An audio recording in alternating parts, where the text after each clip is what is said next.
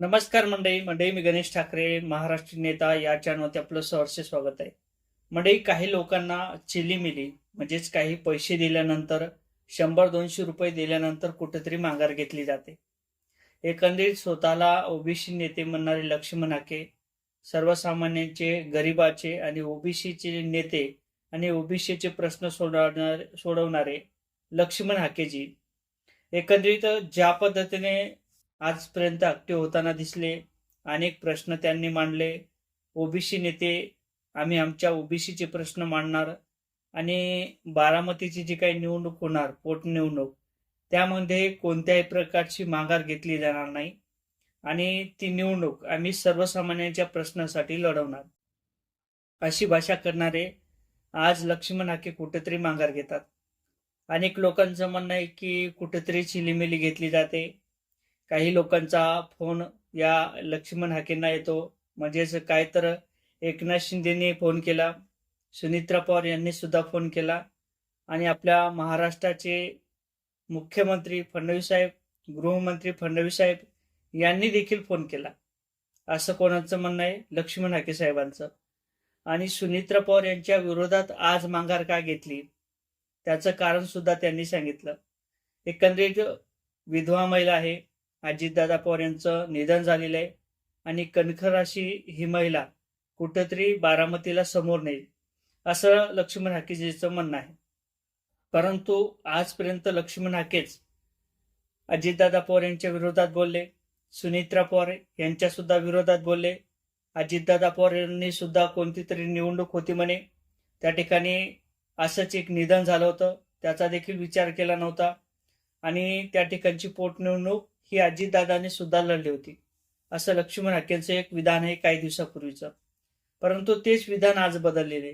ज्या पद्धतीने फोन आले किंवा काही पैसे चिलीमिली दिली, त्या कारणाने कुठेतरी लक्ष्मण हाके सरांना जे काही फोन असतील किंवा आपली प्रतिक्रिया असेल ती बदललेली.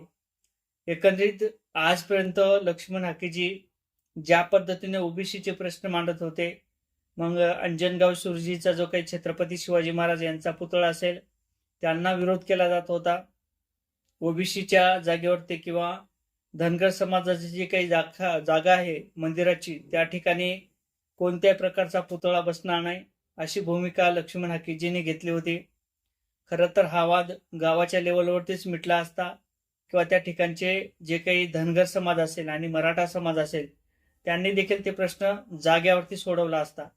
परंतु आपल्याला काय पाहिजे? राजकारण आणि एखाद्या समाजाला टार्गेट करण्याचं काम, आणि त्यानंतर आपल्याला प्रसिद्धी कशी मिळते, आपल्याला जे काही मुख्यमंत्री फडणवीस साहेबांचा फोन कसा येतो, एकनाथ शिंदे साहेबांचा फोन कसा येतो, सुनित्रा पवार यांचा देखील कशा पद्धतीने फोन येतो, हे आपल्याला कशा पद्धतीने पटवून सांगितले जाते.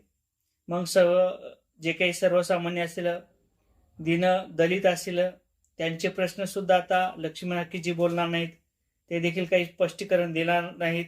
आणि त्यानंतर ज्या पद्धतीने आज पत्रकारांनी काही प्रश्न विचारले, त्या प्रश्नाहून तरी वाटते की लक्ष्मण हाकेला बोलता येत नव्हतं. जे काही प्रश्न असतील ते सर्वसामान्यांचे प्रश्न सुद्धा त्यांनी बाजूला ठेवले आणि आपल्याला काहीतरी मिळालं 5-50 रुपये, त्यानंतर आपली कुठेतरी माघार घेतली किंवा आपल्याला पुढचं काही दिलं जाईल या भावनेने आपण कुठेतरी माघार घेतलेली असावी. आणि सुनित्रा पवारच्यावरती जे काही झालेला अपघात असेल, त्यांच्या पतीवर झालेला अपघात असेल आणि महिलेची जाणीव कुठेतरी लक्ष्मण हाकेला आपल्याला त्या सहानुभूतीच्या माध्यमातून आपल्याला दिसलेली असेल. एकंदरीत लक्ष्मण हाकेला काय मिळालं?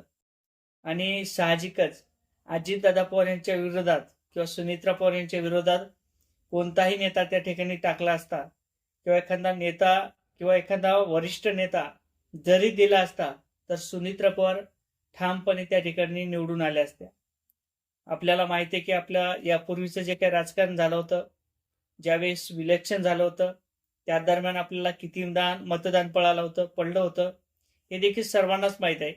आणि जरी तुम्ही उभे राहिले असते, तर अजितदादा पवार यांच्या पक्षाला कोणत्याही प्रकारचा फरक पडला नसता, असं देखील जनतेचं म्हणणं आहे. आता या संदर्भात नेमकं तुम्हाला काय वाटतंय? कमेंट करा.